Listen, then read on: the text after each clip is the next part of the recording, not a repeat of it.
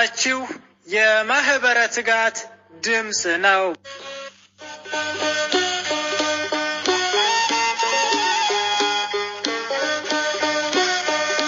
በስመ አብ ወወልድ ወመንፈስ ቅዱስ አሐዱ አምላክ አሜን።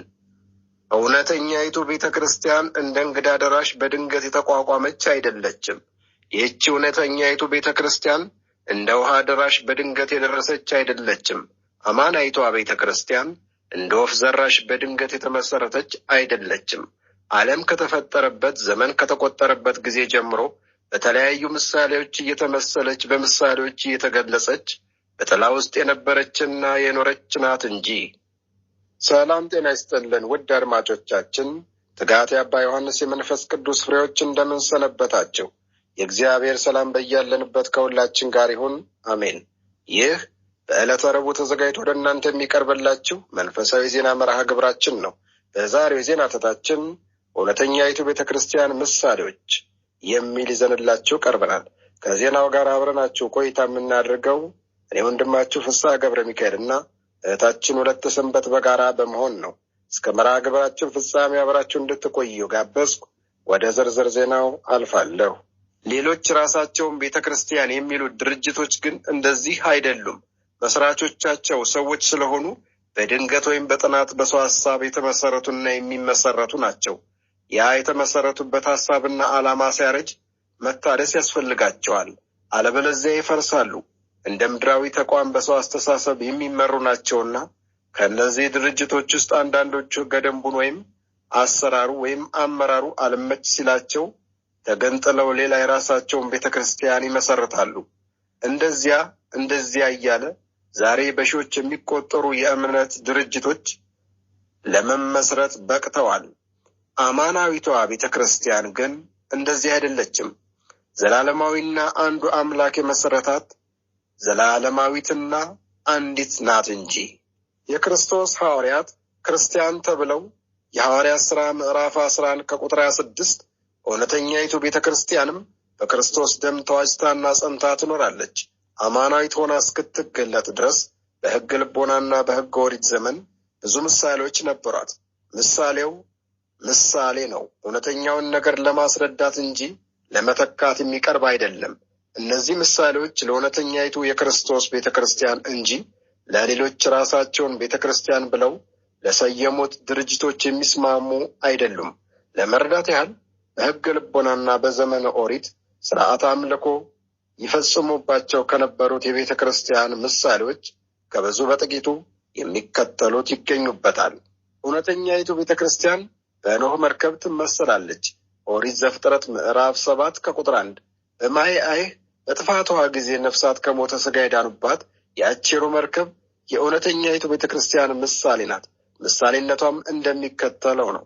የአቼሮ መርከብ 3 ክፍል ነበራት። ቤተ ክርስቲያንም ቅድስት፣ መቅደስ፣ ቅኔ ማህሌት የሚባሉ 3 ክፍሎች አሏት። የኖህ መርከብ በውስጡ የነበረባት ነፍሳት ሁሉ ከጥፋት ውሃ ድነዋል።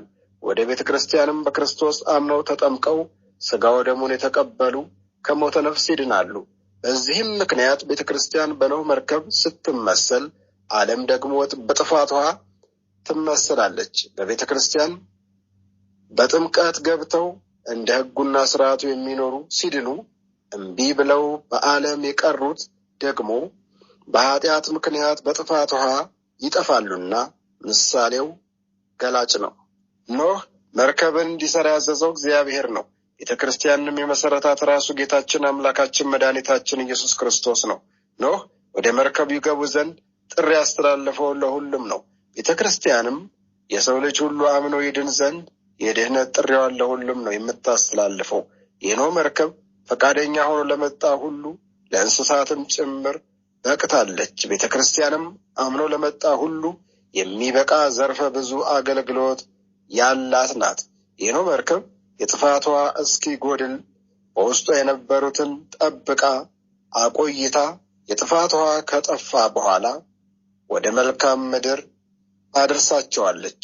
ቤተ ክርስቲያንም ክርስቲያኖችን በዚህ ምድር ላይ ከኃጢአት ጠብቃ ቆይታ ለሰማያዊ ክብር ታበቃለችና በኖህ መርከብ መመሰሏ ይህንን ምስጢር አጉልቶ ስለሚያሳይ ነው። በተጨማሪም የጥፋቷ እየሞላ ሲሄድ የኖህ መርከብ ከምድር ከፍ ከፍ እያለች ትሄድ ነበር። ቤተክርስቲያንም የዓለም ፈተና ሲበዛባት በውስጧ የሚኖሩት በፈተና የሚጸኑት የሚያገኙት ክብር እንደዚሁ ከፍ ከፍ እያለ ይሄዳል። ጊዜው ሲደርስ እግዚአብሔር ኖኅን አሰበ፣ የጥፋት ንፋስንም አሳለፈ፣ ውሃውም ጎደለ። በቤተ ክርስቲያንም ላይም የሚመጣውን ፈተና እንደዚሁ እግዚአብሔር ያሳልፋል። እውነተኛይቱ ቤተ ክርስቲያን በአብርሃም ድንኳን ትመስላለች። ኦሪት ዘፍጥረት ምዕራፍ 18 ከቁጥር 1። በቀትርም ጊዜ አብርሃም በድንኳኑ ደጃፍ ተቀምጦ ሳለ እግዚአብሔር በመምሬ አድባር ዛፍ ተገለጠለት። ዓይኑንም አነሳና እነሆ 3 ሰዎች በፊቱ ቆመው አየ። ባያቸውም ጊዜ ሊቀበላቸው ከድንኳኑ ደጃፍ ተነስቶ ሮጠ፣ ወደ ምድርም ሰገደ፣ እንዲህም አለ፣ አቤቱ በፊትህ ሞገስን አግኝቼ እንደሆነ ባሪያህን አትለፈኝ ብዬ እለምንሃለሁ። ጥቂት ውሃም አመጣላችሁ፣ እግራችሁንም ታጠቡ፣ ከዚያም ዛፍ በታች እረፉ። ቁራሽም እንጀራም ላምጣላችሁ፣ ልባችሁንም ደግፉ፣ ከዚያም በኋላ ትሄዳላችሁ። ስለዚህም ወደ ባሪያችሁ መጥታችኋልና እነርሱም እንዳልህ አድርግ አሉት።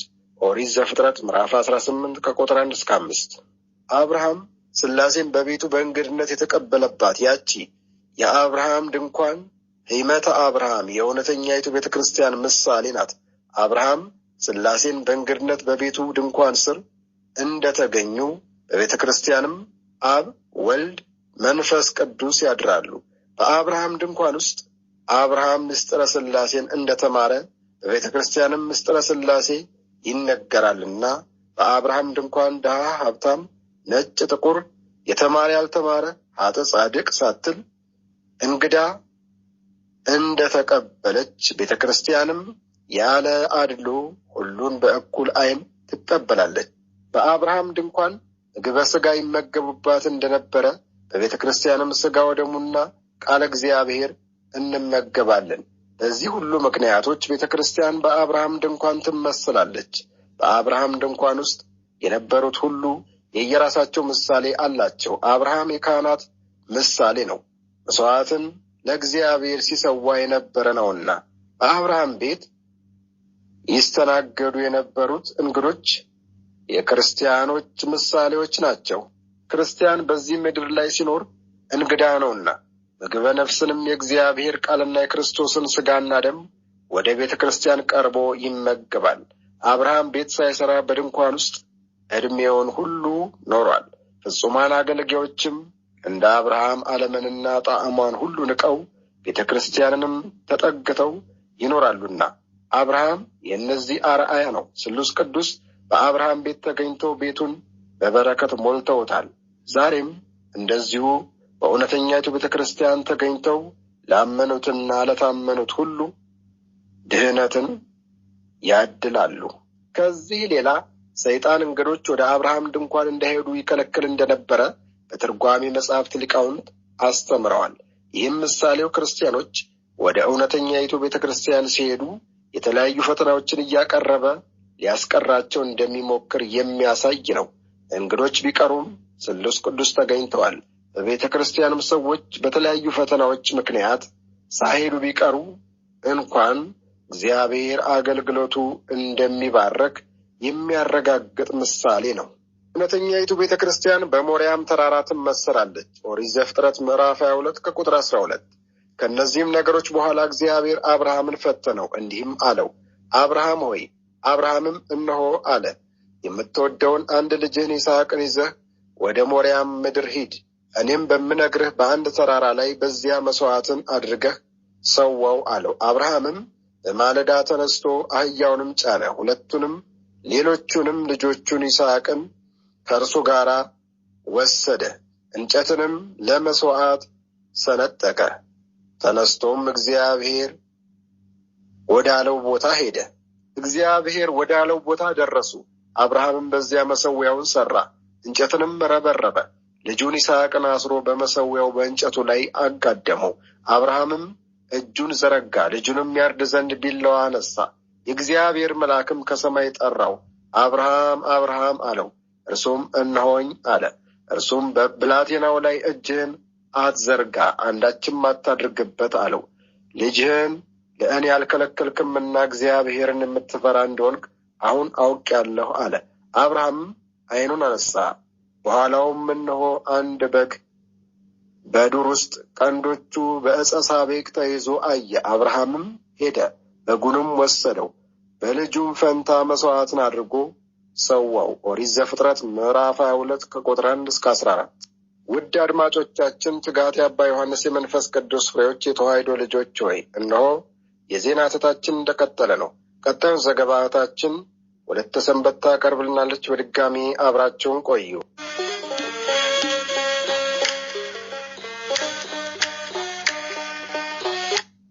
እግዚአብሔር አበብዙኃን አብርሃምን አንድ ልጅህን ሰዋልኝ ባለው ጊዜ የዋሁ ይስሐቅ ሊሰዋበት ያለው ያ የሞሪያ ተራራ የቤተ ክርስቲያን ምሳሌ ነው።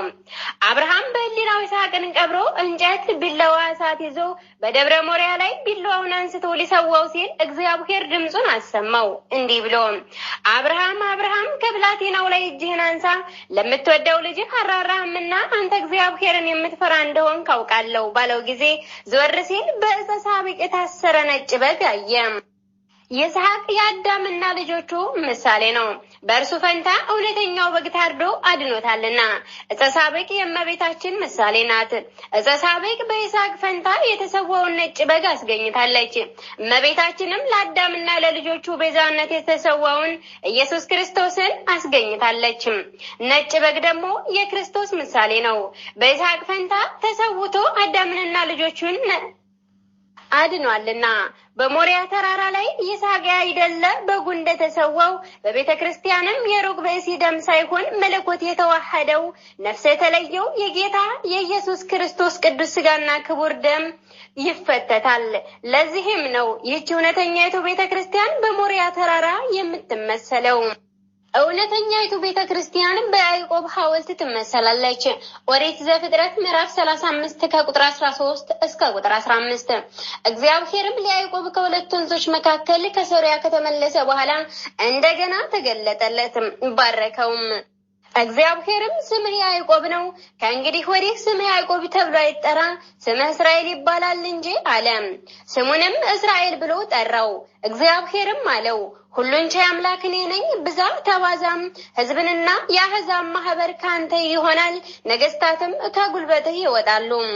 ለአብርሃምና ለይስሐቅም የሰጠኋትን ምድር ለአንተ እሰጣለሁ፣ ከአንተም በኋላ ለዘርህ ምድሪቱን እሰጣለሁ። እግዚአብሔርም ከእርሱ ጋር ከተነጋገረበት ስፍራ ወደ ላይ ወጣ። ያዕቆብም እግዚአብሔር ከእርሱ ጋር በተነጋገረበት ቦታ የድንጋይ ሐውልት ተከለ። የመጠጥ መስዋዕትንም በእርሱ ላይ አፈሰሰ፣ ዘይትንም አፈሰሰበት። ያዕቆብም እግዚአብሔር ከእርሱ ጋር የተነጋገረበትን ያን ቦታ ቤቴል ብሎ ጠራው። ኦሪት ዘፍጥረት ምዕራፍ 35 ከቁጥር 9 እስከ ቁጥር 15። ቤቴል ወይም ቤት ኤል ማለት የእግዚአብሔር ቤት ማለት ነው። ያቺ ሐውልት እግዚአብሔር ከያዕቆብ ጋር የተነጋገረባት ስፍራ የቤተ ክርስቲያን ምሳሌ ናት። ቤቴል እግዚአብሔር ለያዕቆብ ተገለጸለት። በቤተ ክርስቲያንም አምኖ ለቀረበ እግዚአብሔር በረድኤት ይገለጽለታል።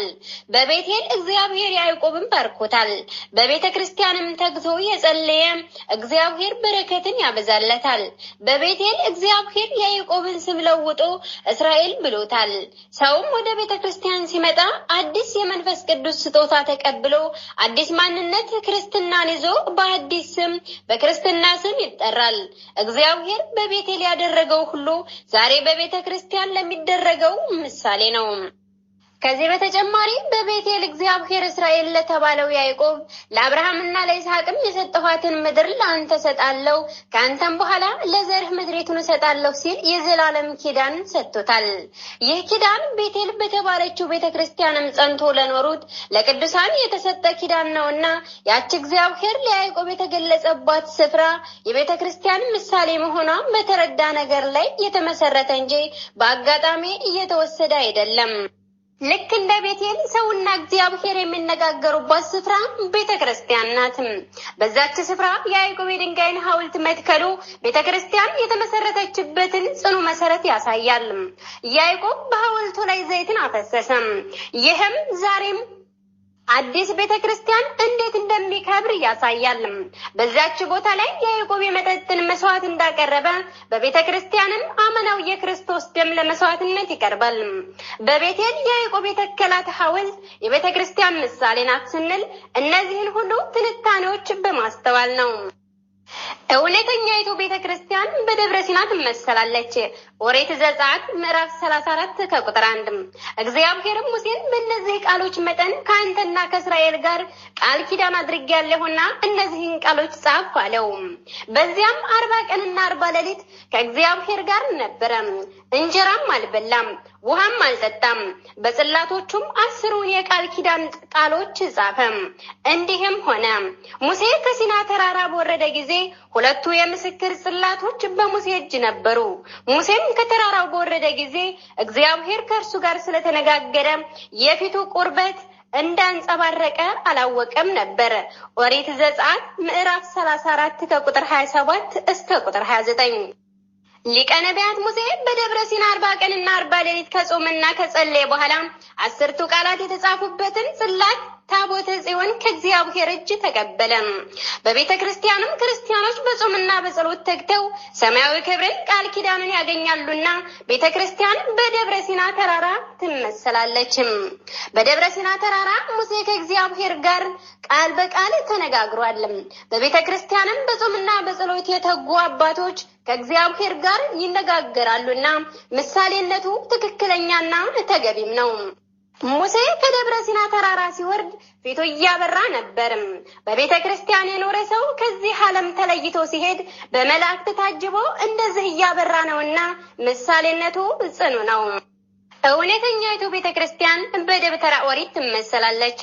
ኦሪት ዘጸአት ምዕራፍ 40 ከቁጥር 1 እግዚአብሔርም ሙሴን እንዲህ ሲል ተናገረው። ከመጀመሪያው ወር በፊተኛው ቀን የመገናኛውን ድንኳን ማደሪያ ትተክላለህ። በእርሱም ውስጥ የምስክሩን ታቦት ታኖራለህ።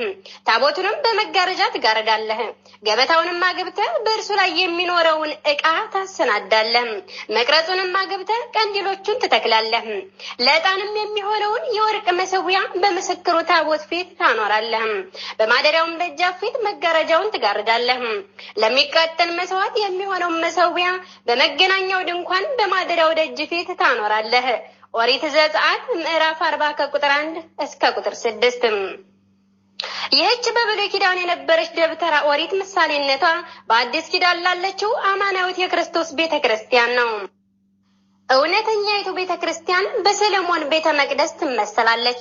ቀዳማዊ ነገሥት ምዕራፍ 9 ከቁጥር 1 ሰለሞንም የእግዚአብሔርን ቤት የንጉሱን ቤትና ሰለሞን የወደደውን የልቡን ሐሳብ ሁሉ ሰርቶ በፈጸመ ጊዜ እግዚአብሔር በገባዖን ለሰለሞን እንደተገለጠለት ዳግመኛ ተገለጠለትም።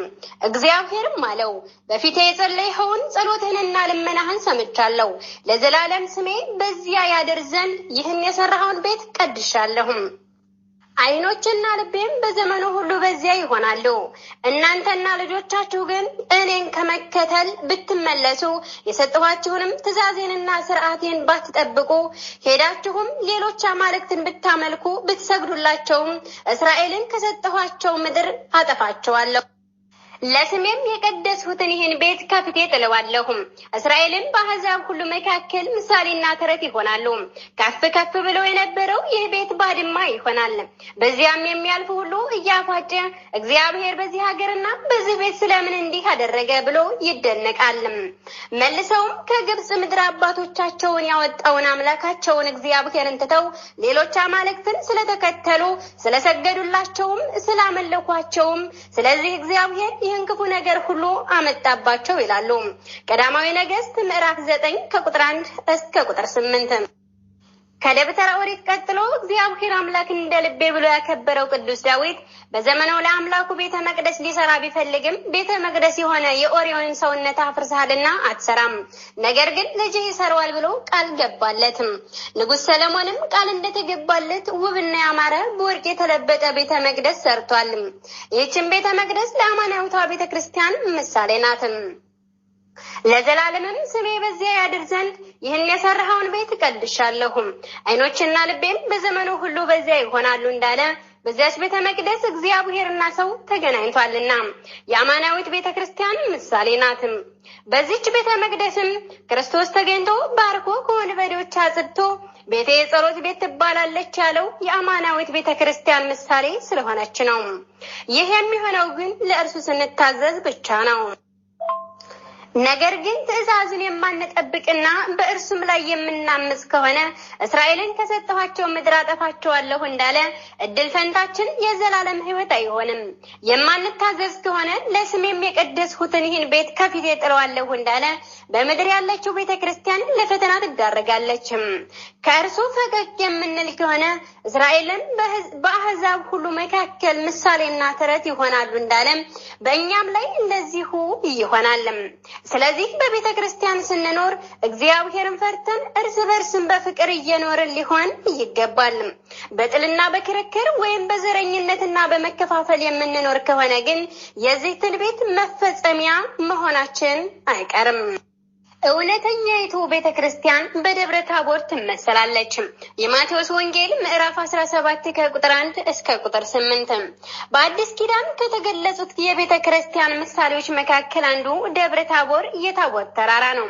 በዚህ ተራራ ላይ ጌታችን ኢየሱስ ክርስቶስ ብርሃነ መለኮቱን ገልጾበታል።